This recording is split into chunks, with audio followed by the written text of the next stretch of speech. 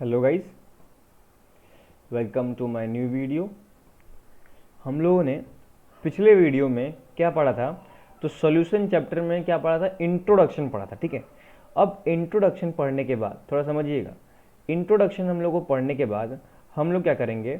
Directly solution नहीं पढ़ेंगे, हम लोग पढ़ेंगे कंसंट्रेशन टर्म्स। क्या पढ़ेंगे? Concentration terms. क्यों पढ़ रहे हैं कंसंट्रेशन टर्म्स? थोड़ा समझिएगा। क्योंकि हम लोग को ये पता होना चाहिए कि सॉल्यूट में या फिर जो ये सॉल्यूट है वो एक सॉल्यूशन में कितना प्रेजेंट है, या फिर जो सॉल्वेंट है उसके रिस्पेक्ट में सॉल्यूट कितना है, ये हम लोग को पता होना चाहिए। तभी हम लोग क्या कर सकते हैं? आगे पढ़ाई कर सकते हैं। ठीक है, तो कंसंट्रेशन हम क्या डिटरमाइन करते हैं? तो ये डिटरमाइन करते हैं कि रिलेटिव अमाउंट किसका? सॉल्यूट का कितना प्रेजेंट है, किसके रिस्पेक्ट में? सॉल्वेंट और सॉल्यूट के रिस्पेक्ट में कितना रिलेटिव क्वांटिटी किसी सॉल्यूट का प्रेजेंट है, उसे हम लोग क्या बोलते हैं? वो हमको पता चलता है बाय यूजिंग कंसंट्रेशन टर्म्स। तो why we are using concentration term? Because it determines, लिख लेंगे, because it determines the relative strength, या फिर sorry the relative amount of solute. यहां पे किसकी बात चल रही है? सॉल्यूट इन प्रेजेंट इन, लिखेंगे present in solvent and solution. यहां पे और लगा लीजिएगा, और सॉल्यूशन। ठीक है, मतलब या तो सॉल्वेंट के रिस्पेक्ट में बताइए कि कितना सॉल्यूट प्रेजेंट है, या किसके रिस्पेक्ट में बताइए? सॉल्यूशन के रिस्पेक्ट में बताइए कि कितना सॉल्यूट प्रेजेंट है। उसे हम लोग क्या बोलते हैं? Concentration terms. ठीक है, कंसंट्रेशन को भी ऐसे ही डिफाइन कर सकते हैं। कैसे? कि किसी पर्टिकुलर सॉल्यूशन में कितना सॉल्यूट प्रेजेंट है उसे हम लोग क्या बोलते हैं? कंसंट्रेशन। और उस कंसंट्रेशन को रिप्रेजेंट करने के लिए बहुत सारे क्या बनाए गए हैं? टर्म्स बनाए गए हैं। ठीक है, जिसमें से जो पहला टाइप है वो है concentration term in terms of percentage. तो लिख लेंगे कंसंट्रेशन टर्म्स, कंसंट्रेशन टर्म्स, ठीक है, इन टर्म्स ऑफ परसेंटेज। ठीक है, परसेंटेज। तो परसेंटेज के टर्म्स में जो कंसंट्रेशन टर्म्स हैं वो होते हैं तीन टाइप के। ठीक है, पहला होता है वेट बाय वेट परसेंट, दूसरा होता है वॉल्यूम बाय वॉल्यूम परसेंट, और तीसरा होता है वेट बाय वॉल्यूम परसेंट। ठीक है, तो सबसे पहले हम लोग बात करते हैं वेट बाय वेट परसेंट। ठीक है, तो इसको हम लोग और क्या क्या बोल सकते हैं? तो वेट बाय वेट परसेंट को हम लोग परसेंटेज बाय मास भी बोलते हैं और मास परसेंट भी बोलते हैं। ठीक है, मास परसेंटेज भी बोलते हैं। ठीक है, अब हम लोग इसको देख के ही बता सकते हैं कि ये क्या लिखा होगा। अब मैंने बताया था अभी कि सॉल्यूट रिलेटिव अमाउंट में, रिलेटिव अमाउंट में किसके रिलेटिव? या तो सॉल्यूट हो या तो सॉल्यूशन हो। तो सॉल्यूशन के रिलेटिव में कितना प्रेजेंट है किसी सॉल्यूशन में सॉल्यूट, उसे हम लोग क्या बोलते हैं? Concentration term. तो जो ये weight by weight concentration term है, इसमें पहले ये बात समझ लीजिए कि केमिस्ट्री में मास और वेट में हम लोग डिफ्रेंशिएट नहीं करते हैं, ये करते हैं फिजिक्स में। ठीक है, फिजिक्स में हम लोग लिखते हैं कि W इज इक्वल्स टू क्या? mg। ठीक है, लेकिन केमिस्ट्री में ऐसा नहीं लेते हैं। ठीक है, ये बात याद रखिएगा। तो अगर मैं वेट बाय वेट परसेंटेज को थोड़ा सा एलोबरेट करूं, तो यहां पे मैंने क्या बोला था कि ऊपर क्या होगा? रिलेटिव क्वांटिटी में क्या होगा? मास ऑफ सॉल्यूट होगा। तो ये क्या हो गया? Mass of solute. और नीचे क्या होगा? ये वेट बाय वेट में हम लोग यूज करते हैं सॉल्यूशन का। ठीक है, तो ये क्या हो जाएगा? Mass of solution. और ये परसेंटेज है ना, तो इसलिए करते हैं इसको 100 से मल्टीप्लाई कर देते हैं। तो ये फॉर्मूला क्या बन गया हमारा? वेट बाय वेट परसेंट का फॉर्मूला बन गया। ठीक है, वेट बाय वेट परसेंट को हम लोग यही बोल सकते हैं कि 100 ग्राम सॉल्यूशन में कितना सोल्यूट प्रेजेंट है, किसमें, ग्राम में। यहां समझिएगा, ये दोनों किसमें होना चाहिए, ग्राम में होने चाहिए, याद रखिएगा, ठीक है। मतलब यही बोल सकते हैं हम कि 100 ग्राम सॉल्यूशन में कितना सोल्यूट प्रेजेंट होगा, उसको हम लोग वेट बाई वेट परसेंटेज भी बोल सकते हैं, ठीक है। अब एक एग्जाम्पल में से समझते हैं हम लोग, ठीक है। एग्जाम्पल दिया हुआ है कि 10% weight by wait H2SO4 solution, H2SO4 solution. तो एग्जाम में हम लोग को ये पढ़ने आना चाहिए कि इसका मतलब क्या होता है, ठीक है। एक्चुअली ऐसे क्वेश्चंस बहुत सारे आते हैं, लेकिन हम लोग समझ नहीं पाते कि ये दिया क्या है। तो इसका मतलब हम लोग को समझ में आना चाहिए। अगर आप लोग कहीं भी देख रहे हैं 10% वेट बाय वेट दिया हुआ है किसी भी चीज का, तो इसका मतलब ये है कि 10 gram of 10 gram of H2SO4 is present in 100 gram of solution. इसका मतलब ये है कि सॉल्यूशन कितने ग्राम है, 100 ग्राम, और उसमें 10 ग्राम क्या है, H2SO4। ये अगर आपको पढ़ने आ गया तो बड़े से बड़ा क्वेश्चन आप क्या कर सकते हैं, चुटकियों में कर सकते हैं कंसंट्रेशन टर्म्स का, ठीक है। ये एक हो गया। दूसरा होता है वॉल्यूम बाई वॉल्यूम परसेंटेज। क्या होता है, वॉल्यूम बाई वॉल्यूम परसेंटेज, या इसको बोलते हैं हम लोग परसेंटेज बाई वॉल्यूम, ठीक है। और या एक और नाम बोलते हैं वॉल्यूम परसेंटेज। क्या बोलते हैं, वॉल्यूम परसेंटेज, ठीक है। इसको देखो, ऊपर में क्या था, वेट बाय वेट में mass of solute divide by mass of solution into 100, और दोनों में ग्राम था, ठीक है। इसमें वॉल्यूम यूज कर रहे हैं, तो वॉल्यूम बाय वॉल्यूम परसेंट क्या हो जाएगा, तो ये हो जाएगा वॉल्यूम ऑफ सोल्यूट, समझिएगा, volume of solute divide by volume of solution into 100, और दोनों किस में होना चाहिए, ml में। किस में होना चाहिए, ml में, याद रखिएगा ये बात, ठीक है। तो अगर मान लो क्वेश्चन कुछ ऐसा आ गया, कैसा आ गया, एग्जांपल समझिए, ये तो फॉर्मूला पढ़ लिया। अगर वॉल्यूम बाय वॉल्यूम को ऐसे भी डिफाइन कर सकते हैं क्या, कि 100 ml सॉल्यूशन में कितना ml सॉल्यूट है, उसको हम लोग क्या बोलते हैं, वॉल्यूम बाय वॉल्यूम, ठीक है। इसको एक और एग्जांपल समझते हैं, जैसे मान लो ये दिया हुआ है 15% volume by volume of C2H5OH solution.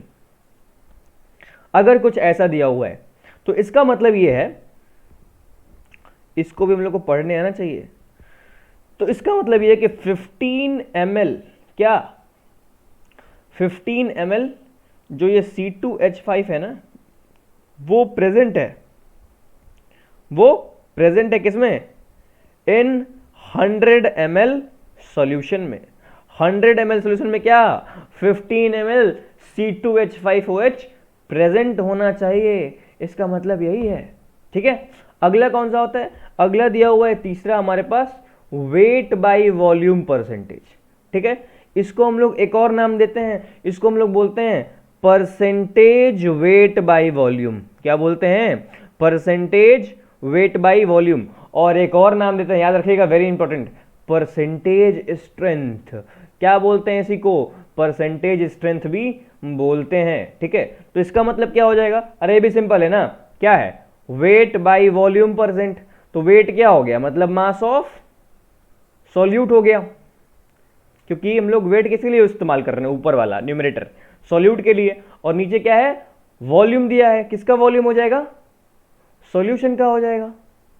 तो वॉल्यूम किस में होगा, ml में, और मास किस में होगा, ग्राम में, और ये क्या हो जाएगा, इनटू 100। तो ये हमारा एक और फॉर्मूला बन गया। तो इसको हम लोग ऐसे भी डिफाइन कर सकते हैं कि 100 ml वॉल्यूम ऑफ सॉल्यूशन में कितना ग्राम मास ऑफ सॉल्यूट प्रेजेंट है, उसे हम लोग क्या बोलेंगे परसेंटेज में, वेट बाई वॉल्यूम परसेंट, ठीक है। अगर एग्जाम्पल से समझे, थोड़ा समझिएगा, जैसे मान लीजिए एग्जाम्पल दिया हुआ है 10% weight by volume HCl of HCl solution. इसका मतलब ये है, मतलब समझिए, मतलब बहुत इंपॉर्टेंट है, ठीक है। इसका मतलब ये है कि 10 ग्राम किसमें, 10 ग्राम HCl प्रेजेंट है किसमें, 100 ग्राम सॉल्यूशन में, is present in 100 ml, ml है ना वॉल्यूम, है 100 ml सॉल्यूशन। ठीक है, very important, very very important. ठीक है, ये समझते रहिए। और अगर आप लोग को ये इंटरप्रेट करने आ रहा है कि इसका मतलब क्या है, 10% वेट बाय वेट का मतलब क्या है, 10% वॉल्यूम बाय वॉल्यूम का मतलब क्या है, 10% वेट बाय वॉल्यूम का मतलब क्या है, अगर 20% वेट बाय वॉल्यूम पूछ रहा है उसका मतलब क्या है, तो आप लोग सही दिशा में जा रहे हैं। ठीक है, आप लोग को बड़े बड़े क्वेश्चन आ जाएंगे तो आप लोग सिंपली इजीली कर लेंगे। ठीक है, अब चलते हैं हम लोग अगले टॉपिक पे। ये तो हो गया परसेंटेज वाला। अगले टॉपिक चलते हैं हम लोग, दूसरा है पीपीएम। क्या बोलते हैं इसको, पीपीएम। और पीपीएम को हम लोग बोलते हैं parts per million, parts per million. ठीक है, अब इसका यूज कब करते हैं पार्ट्स पर मिलियन का, हम लोग जब यूज करते, इसका कब यूज करते हैं, जब जो सॉल्यूट हो, जो सॉल्यूट हो वो ट्रेसेस में पाया जाए। ट्रेसेस का मतलब होता है कि जो सॉल्यूशन में बहुत कम मात्रा में पाया जाए। एग्जाम्पल से समझते हैं, जैसे मान लीजिए समुद्र का पानी उठाइए, समुद्र के पानी में जो नमक होता है वो क्या होता है, ट्रेसेस में होता है। मतलब क्या होता है, बहुत कम अमाउंट में होता है। तब हम लोग उस समय क्या यूज करते हैं, कंसंट्रेशन टर्म। उस समय कंसंट्रेशन रिप्रेजेंट करने के लिए हम लोग यूज करते हैं पार्ट्स पर मिलियन। ठीक है, देखिए ध्यान से, इसको हम लोग लिख लेंगे व्हेन अमाउंट ऑफ सॉल्यूट, जो ये सॉल्यूट है, when amount of solute is present in traces, in traces या फिर very small amount, the concentration term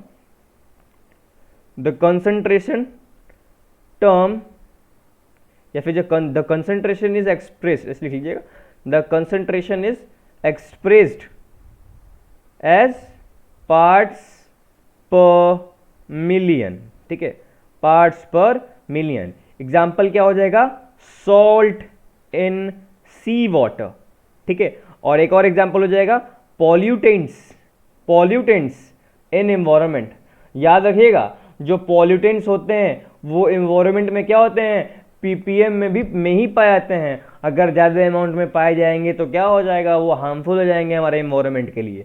जो पॉल्यूटेंट को भी हम लोग नापते हैं तो किस में नापते हैं, पीपीएम में ही नापते हैं। ठीक है, तो पहला पीपीएम क्या है, ppm by mass, ppm by mass. तो इस समय क्या होगा, इस समय क्या होगा, mass of solute divide by mass of solution, और दोनों ही क्या होगा, ग्राम में होगा। और इसको हम लोग मल्टीप्लाई करेंगे इस समय 10⁶ से, मिलियन से, 1 मिलियन से। दूसरा क्या हो सकता है, दूसरा हो सकता है पीपीएम बाई वॉल्यूम।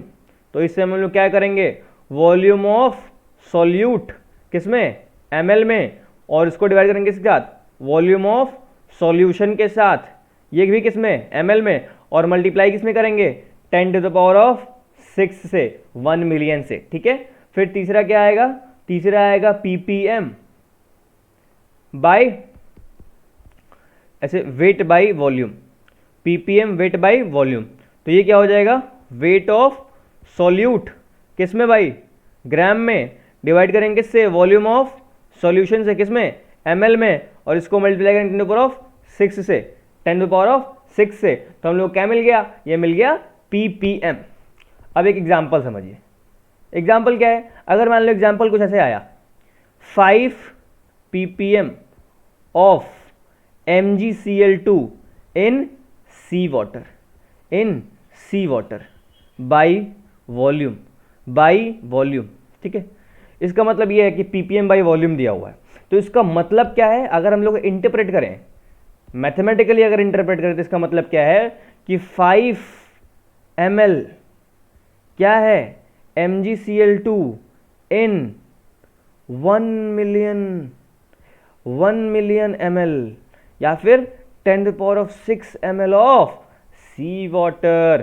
ठीक है, सी वाटर क्या है, एक टाइप का सॉल्यूशन ही तो है। ठीक है, ये एक्चुअल अमाउंट होता है MgCl2 का, चेक कर लीजिएगा आप लोग। ठीक है, एक्चुअल अमाउंट होता है ये। अब देखिए ध्यान से, 5 ml मैंने क्या किया, MgCl2 कर दिया। इसको हम लोग एक और तरीके से पढ़ सकते हैं क्या, कि 5 part of MgCl2 is present in 1 millionth 10⁶ part of, ऐसे लिखते हैं 10⁶ पार्ट ऑफ सी वाटर या फिर सॉल्यूशन, ऐसे भी पढ़ सकते हैं इसको, ठीक है। Very very important. अब एक और बात समझ लीजिए, जैसे पीपीएम बाई पीपीएम है, पार्ट्स पर मिलियन है, वहाँ पे हम लोग पार्ट्स पर बिलियन का भी बात कर सकते हैं और पार्ट्स पर ट्रिलियन का भी बात कर सकते हैं, ठीक है। तो मिलियन में क्या होता है, मिलियन में हम लोग यूज़ कर रहे हैं क्या, 10⁶ यूज़ कर रहे हैं। अगर यहीं पे क्या हो जाए, बिलियन हो जाए, क्या हो जाए, बिलियन हो जाए, तो क्या होगा, वो हो जाएगा 10⁹ अगर यहीं पे क्या हो जाए, ट्रिलियन हो जाए, तो क्या हो जाएगा 10⁻12।